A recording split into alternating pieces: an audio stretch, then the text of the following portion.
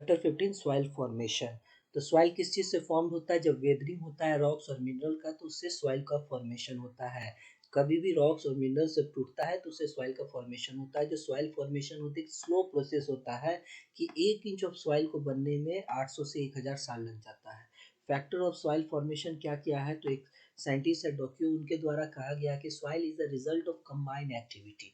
Soil किससे बनता है? Combine activity and reciprocal influence of किस किस के इन्फ्लुएंस और रेसिप्रोकल और कंबाइन एक्टिविटी किन किस से होता है? तो वो होता है parents material, plant, animal, organism, climate, age of land और टोपोग्राफी। इन सब के कंबाइन के एक्टिविटी से सॉइल का डेवलपमेंट होता है। तो ये सब फैक्टर के कारण जो होता है सॉइल का फॉर्मेशन होता है। फिर अकॉर्डिंग टू जेनी, जेनी के द्वारा क्या कहा गया था? सॉइल का जो प्रॉपर्टी होता है डिटरमाइन होता है by the relative influence of this factor. उन्होंने कौन कौन सा फैक्टर दिया था? तो उन्होंने 3 फैक्टर को बताया था। जैसे पैसिव फैक्टर में बताया था पेरेंट्स मटेरियल और टोपोग्राफी को, एक्टिव फैक्टर में बताया था क्लाइमेट और ऑर्गेनिज्म को, और न्यूट्रल फैक्टर में बताया था time and age of land को। फिर आया पेरेंट्स मटेरियल क्या होता है। सबसे पहले पैसिव फैक्टर में जो पेरेंट्स मटेरियल था, पेरेंट्स मटेरियल एक अनकॉन्सोलिडेटेड मास होता है जिससे सोलम का डेवलपमेंट होता है, सोलम बनता है। सोलम क्या होता है? सोलम होता है जनरली ए और बी हॉरिजॉन को सोलम बोला जाता है, लेकिन ए, ई और बी हॉरिजॉन भी कहीं कहीं बोला जाता है, क्योंकि जो हॉरिजॉन जब होता है ऊपर में तो सबसे पहले जैसे ऊपर में तो टॉप सॉइल ओ होता है, फिर ए आता है टॉप सॉइल, उसके नीचे फिर जो होता है A2 होता है या तो ई हॉरिजन उसको बोलते हैं, फिर आता है बी हॉरिजन। तो कहीं पे ए ई बी मिलेगा आपको सोलम, और कहीं पे ए बी जो होगा सॉइल प्रोफाइल का जो हॉरिजन होता है उनको बोलते हैं सोलम। तो ये अनकॉन्सोलिडेटेड मास है जिससे सोलर का डेवलपमेंट होता है पेरेंट्स मटेरियल। तो फिजिकल, केमिकल और मिनरलोजिकल प्रॉपर्टी होता है जितना भी पेरेंट्स मटेरियल का, वो सिग्निफिकेंट इफेक्ट डालता है सॉइल का फॉर्मेशन के लिए। दिस पेरेंट्स मटेरियल जो होता है ग्रुप होता है 3 क्लासेस में। कौन कौन से क्लासेस में पेरेंट्स मटेरियल जो ग्रुप होता है? सबसे पहले आता है रेसिडुअल पेरेंट्स मटेरियल। इसमें ऐसा पेरेंट्स मटेरियल आता है जो कि रिमेन रहता है सेम प्लेस में फॉर अ लॉन्गर टाइम। एक ही जगह में कई सालों तक अगर कोई रह रहा है, कोई पेरेंट्स मटेरियल है, तब इससे जो बनता है रेसिडुअल पेरेंट्स मटेरियल से उससे बनता है सॉइल। तो सॉइल फॉर्मेशन इसमें जितने भी होते हैं takes long time from this parents material. इन सब के एग्जांपल की बात करें तो इग्नियस रॉक्स बनता है, सेडिमेंट्री होता है, मेटामॉर्फिक रॉक्स होता है। तो ये रॉक जिससे बनता है वो होता है रेसिडुअल पेरेंट्स मटेरियल, क्योंकि वो एक ही जगह पे कई सालों तक रहते हैं। फिर आता है ट्रांसपोर्टेड पेरेंट मटेरियल। तो जो ब्रेकेज होता है या तो पीस ऑफ रॉक्स होता है और मिनरल होता है, तो जो पीस ऑफ रॉक्स और मिनरल होता है ये ट्रांसपोर्टेड होता है एक जगह से दूसरे जगह डिफरेंट डिफरेंट एजेंसी के थ्रू, एजेंट के थ्रू, जैसे वाटर, आइस, एयर, ग्रेविटी। इन सब के द्वारा एक जगह से दूसरी जगह जब ट्रांसपोर्ट होता है पेरेंट्स मटेरियल, तो इससे जो सॉइल बनता है उसको ट्रांसपोर्टेड पेरेंट मटेरियल का सॉइल होता है। फिर आता है बायोलॉजिकल पेरेंट्स मटेरियल, या तो डिकम्पोज या पार्सली डिकम्पोज जितने भी बायोलॉजिकल मैटर है वो इसके अंदर आता है, term as biological parents material.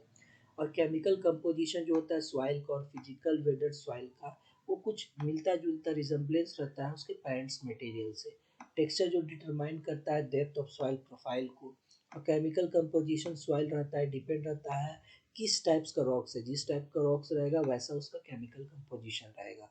Different different rocks का डिफरेंट डिफरेंट केमिकल कंपोजिशन रहता है और उसके मिनरोलॉजिकल कंपोजिशन रहता है। फिर आता है टोपोग्राफी और रिलीफ। टोपोग्राफी अगर बोले तो क्या होता है? टोपोग्राफी मतलब होता है लैंड।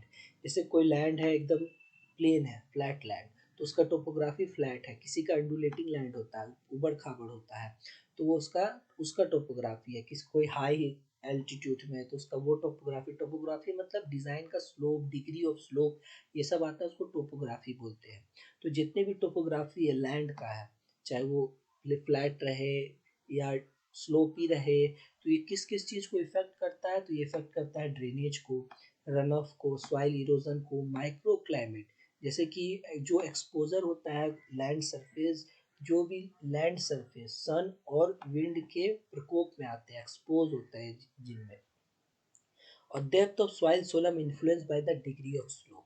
जो डेप्थ ऑफ सॉइल सोलम रहता है, कितने डेप्थ तक रहेगा, कोई हॉरिजॉन ज़्यादा डेप्थ तक रहता है सोलम और कोई कोई कम तक रहता है। तो वो जो डेप्थ इन्फ्लुएंस किसके द्वारा होता है? वो डिग्री ऑफ स्लोप, कितना डिग्री ऑफ स्लोप है, 5 है, 10 है, 20 डिग्री ऑफ स्लोप है, तो वो डिग्री ऑफ स्लोप के द्वारा जो इन्फ्लुएंस होता है डेप्थ ऑफ सॉइल सोलम, मिट्टी का कितना हॉरिजन तक वो सॉइल सोलम ए ई बी या ए बी हॉरिजन रहेगा और कितने डेप्थ तक रहेगा, ये इन्फ्लुएंस होता है डिग्री ऑफ स्लोप के द्वारा।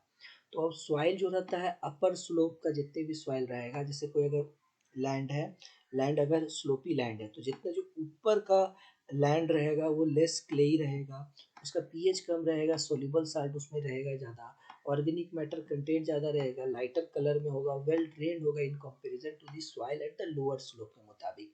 जाहिर सा बात है ऊपर में रहेगा तो ड्रेन आराम से हो जाएगा क्योंकि वाटर आराम से नीचे चला जाएगा। और soil of valley is generally deep होता है और क्लेई होता है। जो वेरिएशन आता है इन स्पेक्ट्स और एलिवेशन इन्फ्लुएंस, तो जो एलिवेशन का वेरिएशन होता है ये सब किसके इन्फ्लुएंस करता है, क्लाइमेटिक फैक्टर से।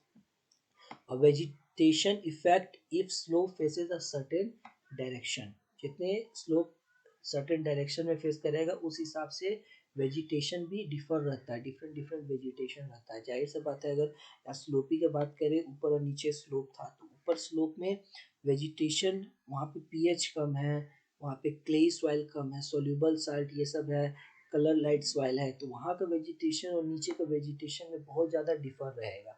तो वेजिटेशन डिफर करता है जितने डायरेक्शन ऑफ स्लोप रहता है उस हिसाब से। अब आता है क्लाइमेट के बारे में। क्लाइमेट अब जो एक्टिव फैक्टर में आता है, एक्टिव फैक्टर जो डायरेक्टली इन्फ्लुएंस करता है, जैसे प्रिसिपिटेशन हुआ, रेन ये सब होगा तो डायरेक्टली इन्फ्लुएंस करता है सॉइल फॉर्मेशन का। जितने भी रेन हो गए वो जो रेन ड्रॉपलेट के कारण ब्रोक होगा, जितने भी स्टोन है वो डायरेक्टली टूट जाते हैं, तो उसके कारण जो डायरेक्टली ये सब जो होते हैं जितने भी क्लाइमेटिक फैक्टर है वो डायरेक्टली इन्फ्लुएंस करते हैं सॉइल फॉर्मेशन में। तो क्या क्या क्लाइमेटिक फैक्टर, जैसे प्रिसिपिटेशन हुआ, टेम्परेचर हुआ, ह्यूमिडिटी हुआ, विंड हुआ। रेनफॉल और temperature are the most important factor. अब जैसे वाटर एक्ट बोथ, कैसे करता है, फिजिकली और chemically, and mould the morphology and chemically and physically feature of the soil profile.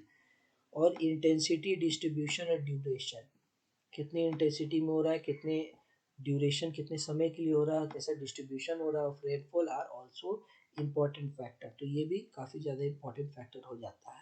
Soil property, जितने भी कौन कौन से सॉइल प्रॉपर्टी जो रहता है जो कि अफेक्टेड रहता है क्लाइमेटिक कंडीशन से, जैसे पीएच रहा, बेस सेचुरेशन ऑफ एक्सचेंज रहा कॉम्प्लेक्स, ऑर्गेनिक मैटर कंटेंट रहा, क्ले मिनरोलॉजिकल कंपोजिशन रहा, amount and nature of clay रहा। तो ये सब जो सॉइल प्रॉपर्टी रहता है वो डायरेक्टली अफेक्टेड रहता है बाय क्लाइमेटिक कंडीशन के द्वारा। फिर इवोपरेशन, ट्रांसपीरेशन और ह्यूमिडिटी जो रहता है मॉडिफाई करता है, बढ़ा देता है effect of the precipitation either by reducing और increasing the quantity of water available for the percolation and reaction.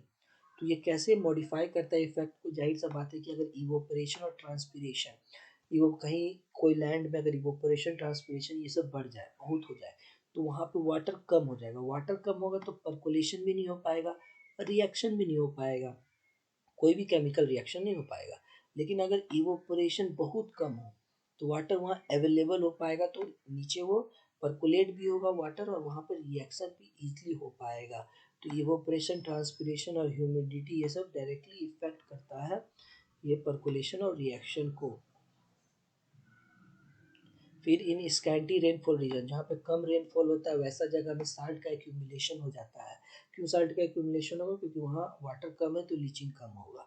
But in high rainfall reason, जहाँ पे रेनफॉल बहुत होता है, तो टोटल साल्ट, जितने भी साल्ट है वहाँ पे लीच होगा into the lower horizon due to which soil become acidic.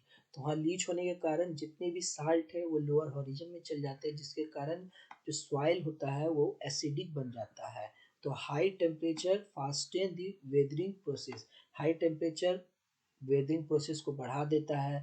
Soil formation process is activated under favourable temperature and rainfall, तो एक्टिवेट हो जाता है कोई फेवरेबल टेम्परेचर और रेनफॉल में। तो ये सब क्लाइमेटिक फैक्टर है जो कि डायरेक्टली इफेक्ट करता है सॉइल के फॉर्मेशन में। फिर आता है ऑर्गेनिज्म। ऑर्गेनिज्म जैसे फ्लोरा एंड फोना की बात करें, फ्लोरा जैसे जितने भी प्लांट्स होते हैं, जैसे include plants, root, micro organism, forest and grasses. Fauna जितने भी एनिमल्स होते हैं जैसे अर्थ, एंड्स, टर्माइट, रोडेंट, तो ये सब फ्लोरा और फौना। तो फ्लोरा और फौना को, flora and fauna play active role in the formation of soil. Soil formed in the forest consists of relative higher biological matter above the A horizon, which is called O horizon, जाहिर सा बात है कि जितने भी soil जो formed होते हैं फॉरेस्ट एरिया में, वहाँ पे ज़्यादा बायोलॉजिकल मैटर होता है ओ हॉरिजॉन में, क्योंकि वहाँ पे ट्री बहुत होते हैं, वहाँ पे फौना बहुत होंगे, फ्लोरा भी बहुत होंगे, तो जितने भी फ्लोरा होंगे उनके कारण उनका जितने भी लीव्स हुआ, रूट हुआ, तो ये सब जितने भी डिकम्पोज होंगे, तो उनके कारण जो अपर लेयर में बायोलॉजिकल मैटर बढ़ जाता है, तो वो हॉरिजॉन में ज़्यादा बायोलॉजिकल मैटर होगा in comparison to the normal जगह पे। तो फॉरेस्ट एरिया में ज़्यादा वो हॉरिजॉन में बायोलॉजिकल मैटर पाया जाता है। फिर जो अनडिकम्पोज बायोलॉजिकल मैटर रहता है predominantly found in the forest में रहता है, और जो कि फौना प्ले करता है active role in the mixing and crunching of such matter in this soil. तो उन सबको मिक्सिंग और क्रंचिंग करने में फौना मदद करता है। तो फ्लोरा क्या करता है, वहाँ से ज़्यादा ज़्यादा लीफ ये सब रहा, रूट रहा, वो सब बायोलॉजिकल मैटर ज़्यादा करेगा, उनको मिक्सिंग और क्रंचिंग में जो मदद करते हैं वो फौना करते हैं। तो ये फ्लोरा और फौना जो डायरेक्टली मदद कर रहे हैं फॉर्मेशन ऑफ सॉइल के लिए। तो ऑर्गेनिज्म और क्लाइमेट एक्टिव प्ले करता है फॉर्मेशन ऑफ सॉइल के लिए। अब आता है न्यूट्रल, ना तो एक्टिव प्ले करता है ना तो पैसिवली प्ले करता है। वो क्या है, time and ages of land, समय के साथ जैसे जैसे लैंड रहता है उनके हिसाब से वो टूटते जाता है, सॉइल का डेवलपमेंट होता है। एज क्या है, span of period from inspection of soil development. Age क्या है, वो समय है, पीरियड है सॉइल स्टार्टिंग जो सॉइल डेवलपमेंट का टू दी प्रेजेंट है, जब से स्टार्ट हुआ सॉइल डेवलपमेंट और अभी तक, उन सब के जो स्पैन को जो बोलेंगे उसके एज को बोलते हैं time and age of land का। सॉइल फॉर्मेशन एक बहुत ही स्लो प्रोसेस होता है, जो कि कंडीशन होता है जो कि बढ़ा देता है रेट ऑफ सॉइल डेवलपमेंट। वो क्या क्या रहता है, वो रहता है warm and humid climate, forest vegetation, permeable and unconsolidated parents material, low in lime content, flat topography with good drainage. तो time factor has no relevance after the soil reach its maturity.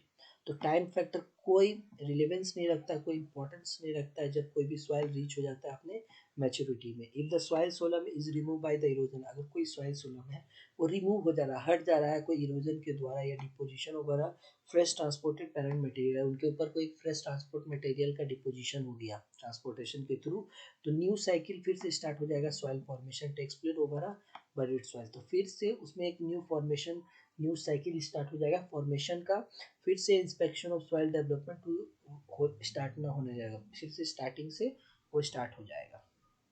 Soil forming processes, पहला तो basic process दिया गया था सैमुएल्सन के द्वारा 1959 में दिया था, उन्होंने बताया था, वो बेसिक प्रोसेस दिया था कि ऐसे सॉइल का डेवलपमेंट होता है, सॉइल ऐसे बनता है। क्या क्या दिया था, सबसे पहले उसमें वाटर का एडिशन हो जाता है, ऑर्गेनिक मैटर होता है, फिर मिनरल्स का सॉइल में एडिशन होता है। तो वाटर, ऑर्गेनिक मैटर और मिनरल्स टू दी सॉइल का एडिशन होता है। फिर लॉसेस होता है, वाटर का लॉस हो गया, ऑर्गेनिक मैटर का, मिनरल्स का सॉइल से लॉसेस होता है। फिर ट्रांसलोकेशन हो जाता है, मीन्स होता है क्या होता है, मूवमेंट इन सॉल्यूशन, मतलब कि सॉल्यूशन में ही मूवमेंट हो रहा है सॉइल में ही। And movement in suspension of clay, suspension जो क्ले में मूवमेंट होगा, organic matter and hydro oxide. तो सबसे पहले क्या हुआ, एडिशन हुआ, फिर लॉसेस हो गया इन सब का, फिर ट्रांसलोकेशन हो जाता है, फिर ट्रांसफॉर्मेशन हो जाता है मिनरल का और ऑर्गेनिक मैटर का, and formation of definite layer. तो फिर वो बन जाता है कोई मिनरल्स का और ऑर्गेनिक मैटर का, और कोई डिफिनिट लेयर का ट्रांसफॉर्मेशन हो जाता है, उससे बन जाता है। तो ये बेसिक प्रोसेस था सैमुएल्सन के द्वारा, जो कि उन्होंने 1959 में दिया था। लेकिन जो फंडामेंटल प्रोसेस क्या है, कैसे सॉइल फॉर्मिंग का प्रोसेस होता है, फंडामेंटल प्रोसेस, तो सबसे पहले आता है ह्यूमिफिकेशन। ह्यूमिफिकेशन क्या होता है, ह्यूमिफिकेशन एक प्रोसेस होता है, process of decomposition of organic matter, organic matter इसमें डिकम्पोज होता है, और जो से फॉर्मेशन होता है ह्यूमस का, process of decomposition of organic matter and leading to the formation of humus. आए आता है फिर इल्यूविएशन, सबसे पहले ह्यूमस का फॉर्मेशन हुआ, फिर इल्यूविएशन प्रोसेस होता है, मतलब यहाँ पे वॉशिंग आउट प्रोसेस होता है। ई से आप इजिली याद कर सकते हैं, ई फॉर एग्जिट। तो इल्यूविएशन जो जोन होता है वो ए हॉरिजॉन में होता है। सबसे पहले यहाँ पे ह्यूमस का बना, ह्यूमस बनने के बाद जो इल्यूविएशन प्रोसेस स्टार्ट हुआ, ए हॉरिजॉन में वॉशिंग आउट का प्रोसेस स्टार्ट हुआ, ए हॉरिजॉन या फिर A2 हॉरिजॉन, जिसको ई हॉरिजॉन भी इसीलिए बोलते हैं क्योंकि ई फॉर एलिवेशन, इसीलिए वहाँ पे उसको ई हॉरिजॉन भी बोलते हैं। सॉइल प्रोफाइल में हॉरिजॉन रहता है, ए रहता है A2 या फिर ई, उसके बाद फिर बी हॉरिजॉन। तो एलिवेशन एक प्रोसेस होता है जिसमें रिमूवल होता है कंस्टिट्यूएंट इन सस्पेंशन और सॉल्यूशन बाय द परकुलेटिंग वाटर। तो परकुलेटिंग वाटर के थ्रू जितने परकुलेट होता है, इन्फिल्ट्रेट हुआ अपर लेयर तक में, फिर वो जब ग्राउंड लेयर में जाएगा परकुलेट होगा और नीचे जब वाटर जाता है उस सॉइल प्रोफाइल से और नीचे जा रहा है, जब उस हॉरिजन से और नीचे जाएगा तो बहुत सारे अपने कंस्टिट्यूएंट को लेते जाएगा साथ में फ्रॉम दी अपर लेयर के साथ जो कंस्टिट्यूएंट को लेते जाएगा और लोअर लेयर में डिपॉजिट कर देगा। इस मूवमेंट को बोलते हैं एल्यूविएशन, जो वॉशिंग आउट करता है किसका, जनरली ये करता है आयरन और अल्युमिनियम ऑक्साइड का। तो आयरन और अल्युमिनियम ऑक्साइड जब वॉशिंग आउट होते हैं कौन से हॉरिजन से, ई हॉरिजन से, और डिपोजिशन हो जाता है बी हॉरिजन में। तो यहाँ पे वॉशिंग आउट हुआ, यहाँ पे वॉशिंग इन हो जाता है, आई से इन, वॉशिंग इन हो जाता है। तो वो सब जितना आयरन और अल्युमिनियम ऑक्साइड का जो वॉशिंग हुआ, जो परकुलेटिंग वाटर के थ्रू जब वॉशिंग हुआ तो वो डिपोजिशन हो गया बी हॉरिजन में, वहाँ पे वो वॉशिंग इन हो गया, वहाँ पे एक्यूमुलेट कर गया। Is the process of deposition of soil material in the lower layer. यहाँ पे डिपोजिशन हो गया, that is immobilization and accumulation of the alluviated constituent। जितने भी यहाँ पे जितने भी वॉशिंग आउट हुआ था यहाँ पे वॉशिंग इन हो गया इल्यूविएशन में। फिर ओरिजिनेशन में क्या होता है, यहाँ पे डेवलपमेंट होता है ऑल हॉरिजन, जितने भी हॉरिजन है, O horizon, A horizon, E horizon, B horizon, C horizon. तो यहाँ पे जो development all the horizon in this while is known as horizonation. तो यहाँ पे जितने भी हॉरिजन का बनना हॉरिजोनेशन होता है। In the favourable condition development of different horizon in soil takes place about 250 year. तो अगर फेवरेबल कंडीशन रहेगा तो 250 ईयर में आराम से हो जाएगा, लेकिन एडवर्स कंडीशन में लगभग ये 1000 साल में डिफरेंट डिफरेंट हॉरिजन का फॉर्मेशन हो जाता है। आता है स्पेसिफिक पेडोजेनिक प्रोसेस। तो ये दो टाइप का होता है, एक होता है जोनल पेडोजेनिक प्रोसेस, एक होता है इंट्राजोनल पेडोजेनिक प्रोसेस। जिसमें आता है कैल्सिफिकेशन एंड जिप्सिफिकेशन। कैल्सिफिकेशन मतलब कैल्शियम कार्बोनेट का डिपोजिशन होना सॉइल प्रोफाइल में। तो कैल्सिफिकेशन क्या होता है, कैल्सिफिकेशन मीन्स होता है deposition of calcium carbonate in the soil profile. ये एरिड और सेमी एरिड रीजन में होता है। रिएक्शन क्या होता है, जब CO2 और H2O जब मिलता है तो पहले हाइड्रोजन कार्बोनेट बनाता है, हाइड्रोजन कार्बोनेट में कैल्शियम जब कंबाइन होता है तो कैल्शियम हाइड्रोजन कार्बोनेट बनाता है जो कि सोल्यूबल होता है। इस सोल्यूबल कैल्शियम हाइड्रोजन कार्बोनेट में जब टेम्परेचर और CO2 मिलता है तो कैल्शियम कार्बोनेट बनाता है जो कि इनसोल्यूबल होता है। उसके साथ जब वाटर ऐड हो जाता है उसको जिप्सम बन जाता है, तो उसको जिप्सिफिकेशन भी बोलते हैं। तो कैल्शियम और जिप्सिफिकेशन एक प्रोसेस होता है जोनल पेडोजेनिक प्रोसेस में। फिर डिकैल्सिफिकेशन होता है, कैल्शियम कार्बोनेट का इसमें रिमूवल हो जाता है सॉइल से लीचिंग के थ्रू, जिसमें कैल्शियम हाइड्रोजन कार्बोनेट वापस से बन जाता है सोल्यूबल। पॉडजुलाइजेशन, पॉडजुलाइजेशन क्या होता है, पॉडजुलाइजेशन होता है इसमें रिमूवल होता है सिस्कियो ऑक्साइड का और ह्यूमस का रिमूवल होता है। इसमें इसमें होता क्या है, generally calcification trends to concentrate calcium carbonate in the lower part of the B horizon. जो ये कैल्सिफिकेशन के द्वारा calcium carbonate lower part of the B horizon में हो जाता है। लेकिन जो पेडजुलाइजेशन होता है लीचेस कर देता है इंटायर सोलम, जितना भी सोलम होता है, सोलम AeB जितना भी होता है सारा इसमें लीच आउट हो जाता है कैल्शियम को छोड़ के, अदर बेसिस रिमूव हो जाता है और सॉइल को एसिडिक बना देता है। सिस्कियो ऑक्साइड जैसे ही मूव आउट होता है द ये हॉरिजन जो होता है ब्लीची ग्रे और ऐसी अपीयरेंस देने लगता है, जिसको पॉडजोल बोला जाता है। रशियन टर्म में होता है पॉड मतलब अंडर और जोल मतलब एसेस। तो ये पॉडजोल इसी का नाम से आया है कि अंडर एसेस टाइप का लेयर बन जाता है जब सिस्कियो ऑक्साइड रिमूव हो जाता है इससे। तो सिस्कियो ऑक्साइड में accumulate in the B horizon, sesquioxide जो होता है एक्यूमुलेट हो जाता है बी हॉरिजन में।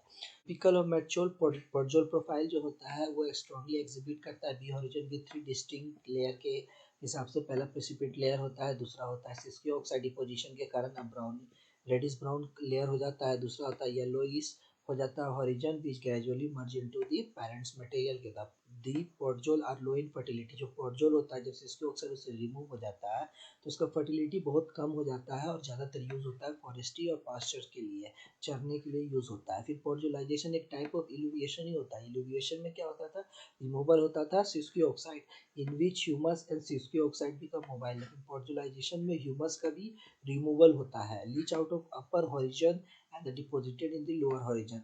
यहाँ पे सेम है इल्यूविएशन टाइप का, इल्यूविएशन में भी अपर लेयर से लीच आउट होके लोअर लेयर में डिपोजिशन होता था, लेकिन उसमें खाली सिस्कियो ऑक्साइड का होता था, इसमें ह्यूमस का भी होता है और इसमें कैल्शियम को छोड़ के बाकी सारे बेसिस को लीच आउट कर देता है। तो लेटराइजेशन क्या होता है? तो लेटराइजेशन होता है जिसका मतलब होता है ब्रिक्स या फिर टाइल्स। ये रिफर्स करता है स्पेशली एक पार्टिकुलर सीमेंटिंग हॉरिजन को इन सर्टेन सॉइल में जब वो ड्राई हो जाए। तो कोई भी पार्टिकुलर सीमेंटिंग हॉरिजन हो जाता है जब वो ड्राई होता है, become very hard like bricks, तो वो ब्रिक्स टाइप का हार्ड हो जाता है, इसलिए उसको लेटराइजेशन बोला जाता है। लेटर मीन्स क्या होता है? ब्रिक्स या tiles. Such soil in tropical when massively impregnant with the sisky oxide to the extent 70 to 80% to the total mass are called laterites or latosols। तो जब कोई भी इस टाइप के सॉइल में जब 70 से 80% तो सिस्की ऑक्साइड, आयरन और अल्मीनियम का ऑक्साइड जब उसमें मिल जाता है, जब उसमें पाया जाता है, तब उस टाइप का सॉइल को लेटराइट या लेटोसोल या ऑक्सीसोल कहा जाता है। लेटराइजेशन एक प्रोसेस होता है जिसमें सिलिका रिमूव होता है। इससे पहले पॉड्युलाइजेशन में सिस्की ऑक्साइड रिमूव हो रहा था, ह्यूमस रिमूव हो रहा था, लेकिन लेटराइजेशन एक प्रोसेस जिसमें सिलिका रिमूव होता है, ना कि सिस्की ऑक्साइड। अपर लेयर से to there by the leaching living sesquioxide to concentrate in the solar. तो इसमें सिस्की ऑक्साइड को छोड़ के इसमें सिलिका रिमूव हो जाता है।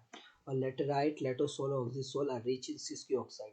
तो इसीलिए इसमें सिस्की ऑक्साइड तो पाया जाता है and poor in the silica, तो पुअर इसमें। It is mainly use for shifting agriculture, ये ज़्यादातर यूज होता है शिफ्टिंग एग्रीकल्चर के लिए, लो इंटेंसिटी ग्रेजिंग के लिए, plantation of coffee, banana, pineapple and coconut, इन सब के लिए ये यूज होता है। फेवरेबल कंडीशन इसके लिए वार्म एंड ह्यूमिड क्लाइमेट होता है, जो कि 2000 से 2005 रेनफॉल होता है and continuous high temperature through out the year.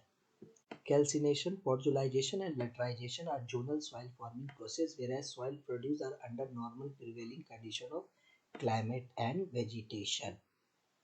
जो इंट्राजोनल प्रोसेस में जो इंट्राजोनल सॉइल होता है, उसका सॉइल का प्रोफाइल का कैरेक्टरिस्टिक जो विशेषता होता है ज़्यादातर किससे मिलता जुलता रहता है? उसके लोकल कंडीशन से, जैसे कि उसका टोपोग्राफी और पेरेंट्स मटेरियल से, ना कि क्लाइमेट और वेजिटेशन के हिसाब से। This process are occurred primarily in arid और सेमी एरिड रीजन में होता है एक्सेप्ट ग्लेजिएशन। तो ग्लेजिएशन क्या होता है? मतलब डेवलपमेंट ऑफ अ ग्ले। ग्ले क्या होता है? ग्ले होता है मतलब कि ब्लू, ग्रे और ग्रीन क्ले जब होता है डेवलप, तो इसको बोलते हैं ग्ले। तो जो development of a gley in the lower part of the soil profile, तो lower part of the soil profile में जो डेवलपमेंट ऑफ अ ग्ले होता है, मतलब ब्लू या ग्रे या ग्रीन कलर का क्ले डेवलप हो जाता है एवं the parents material due to poor drainage and water logging. Poor drainage और वाटर लॉगिंग के कारण ग्ले जो होता है वो फॉर्म करता है। सच soil are called hydromorphic soil. इस टाइप को सॉइल को हाइड्रोमॉर्फिक सॉइल भी बोलते हैं। It is not dependent on climate, ये क्लाइमेट में डिपेंडेंट नहीं होता, ये ड्रेनेज कंडीशन में डिपेंड होता है, क्योंकि पुअर ड्रेनेज और वाटर लॉगिंग के कारण इस टाइप के सॉइल बनते हैं। ड्यू टू अनएरेबिक कंडीशन के कारण आयरन रिड्यूस हो जाता है with the formation of motels and concretion of iron and magnesium। क्या होता है? accumulation of soluble salt in soil। कौन कौन से फैक्टर इसको अफेक्ट करते हैं? तो एरिड और semi arid climate associated with the सैलोड एंड रिकिस ग्राउंड वाटर करते हैं। लोअर टोपोग्राफी होता है, पुअर ड्रेनेज होता है, ओल्ड लेक बॉटम होता है, एलुवियल डिपॉजिट अलोंग सी कोस्टल होता है, सलाइन इरिगेशन वाटर होता है। तो ये सब जो होते हैं फैक्टर अफेक्ट करते हैं सोल्यूबल साल्ट का एक्यूमुलेशन होना सॉइल में। फिर आता है सोलोनाइजेशन एल्केलाइजेशन, ये होता है accumulation of high exchangeable sodium. जब हाई एक्सचेंजेबल सोडियम जब एक्यूमुलेट होता है उसको सोलोनाइजेशन बोलते हैं। तो एंड पीएच मोर देन 8.5 होता है एल्केलाइजेशन एल्कली सॉइल में। Soil colours are dispersed and trends to move downward resulting in poor physical condition. इसके कारण इसका पुअर फिजिकल कंडीशन हो जाता है। सॉइल कोलाइड्स जितने भी होते हैं वो डिस्पर्स हो जाते हैं और डाउनवर्ड मूवमेंट होता है, जिसके कारण पुअर फिजिकल कंडीशन हो जाता है। The organic matter forms black organo clay coating. तो ब्लैक ऑर्गेनो क्ले कोटिंग हो जाता है ऑर्गेनिक मैटर के कारण, hence called the black alkali soil. इसके कारण इसको ब्लैक एल्कली सॉइल भी बोला जाता है। फिर ये था सोलोनाइजेशन एल्कलाइजेशन और डी एल्कलाइजेशन। और सोलोडाइजेशन क्या होता है? इसका जस्ट उल्टा होता है। इसमें हो रहा था accumulation of high exchangeable sodium, इसमें होता है removal of sodium ions from the soil. और पेडो टर्बुलेंस क्या होता है? Process of mixing of soil. Pedo means होता है सॉइल, टर्बुलेशन मतलब होता है मिक्सिंग।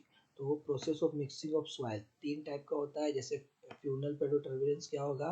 ये फ्लोरा फोना हुआ है। फॉनल पेडो टर्बुलेंस क्या होगा? बाय एनिमल के द्वारा। फ्लोरा क्या होगा? बाय प्लांट के द्वारा। फिर पेडो टर्बुलेंस जो कि चर्निंग प्रोसेस इसमें होता है, सोलोस्ट्रिंग क्ले जिसमें ऑब्जर्व किया जाता है generally deep black cotton soil में ऑफ सेंट्रल इंडिया जो वर्टी सॉइल होता है। चर्निंग प्रोसेस क्या होता है? टू मूव और टू मेक वाटर और मड टाइप का जो सॉइल बन जाता है उसी को चर्निंग प्रोसेस बोला जाता है।